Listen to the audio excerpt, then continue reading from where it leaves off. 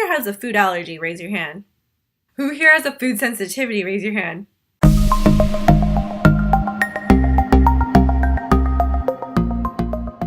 My name is Amanda, and I'm a registered dietitian nutritionist and food sensitivity expert. I'm here today to talk about the differences between a food allergy and a food sensitivity. But first, let's talk about what is similar between the two. Anyone can be allergic or sensitive to any food. Allergies and sensitivities can also pop up at any time during your life. Generally speaking, allergies are first kind of figured out or discovered when you're a kid, and you can sometimes grow out of your allergies.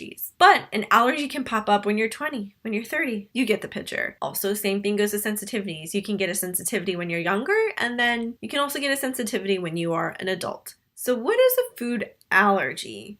A food allergy is when your immune system sees a food as harmful, causing some type of reaction. Let's say you're allergic to shellfish, like me, and I go out and I have some crab or I have some shrimp. What happens to me is I will break out in hives. What is happening inside my body is my immune system sees this food as harmful and starts producing antibodies that are called IgE, and that causes the allergic reaction. Allergic reactions can look like things like hives, rashes. You might experience swelling in the mouth, like your tongue, your lips, tingling sensation, blood pressure can drop, your heart rate can change. These are some of the examples of allergic reactions, and these happen pretty immediately after eating the food that you are allergic to. Allergies can be very scary. You can have mild allergic reactions to severe allergic reactions, and a severe allergic reaction can cause something called anaphylaxis, which is a life-threatening reaction. I do want to point out that if you are allergic to a food, you should never eat that food that you are allergic to. The top 12 things that people are allergic to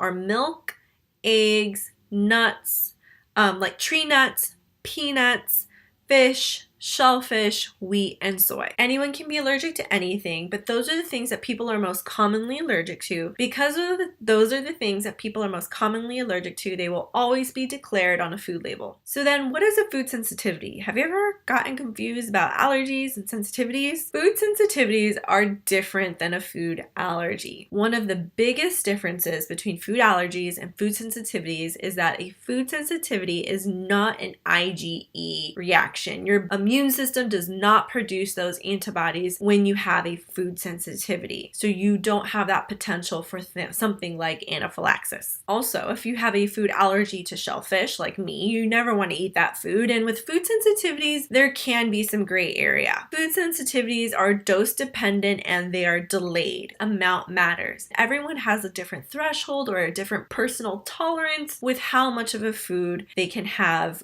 before they have some type of reaction. Now, food sensitivities can pop up as a lot of digestive problems, which is a lot of what I see with my clients, but it can also pop up like skin where they break out in eczema or their acne gets worse. Also, the big difference between food sensitivities and a food allergy is that food sensitivities are delayed. So you might eat something Monday and not feel the gassiness or bloating, for example, until Wednesday, and you think, well, what did I have today? Could have been something you had 2 days ago, and I mean, who remembers what they ate 2 days ago? So the fact that food sensitivities means they can be delayed, the fact that food sensitivities are sensitive to the amount makes it super frustrating to figure out, what am I sensitive to? How do you know if you have food allergies or a food sensitivity? Generally speaking, food allergies kind of first pop up early in life when you're a kid and you get those reactions, like I said, hives, for example, pretty immediately after eating a food. If you suspect you have a food allergy, or especially if there's a family history of food allergies, you're going to want to see your doctor or allergist. Sensitivities can be a little difficult to uncover, but they can be discovered in 2 ways. The first way to figure out if you have a food sensitivity is to do something like a food journal, a food and mood journal. So writing down what you're eating and how the food is kind of making you feel throughout the day. Did you feel some gassiness, some bloating, some constipation, some diarrhea? So tracking any symptoms along with tracking your food. This can also be helpful for identifying food allergies and sensitivities. The second way to identify food sensitivities is blood testing. When you pair that food journal with or without the blood testing, and then you pair that with one-on-one work with the dietitian, this is where I see the majority of clients succeed. They're really able to uncover what exactly are their food sensitivities. A lot of people think food sensitivities are about restriction and having a limited diet, and that is not the case. As a dietitian working with people who have food sensitivities, my goal for them is to have a very wide variety diet that is full of nutritious and maybe not some nutritious foods, because hey, we all gotta live. So it is not about restriction. It really is about expanding their diet. It can be very overwhelming when you first discover you have a food allergy or a food sensitivity, and oftentimes you can have multiple food allergies and or sensitivities. My favorite piece of advice to somebody who just figured this out, it can take some practice, but learning to adapt your recipes to better manage your food allergies and sensitivities can become second nature. So I hope this helps you identify or figure out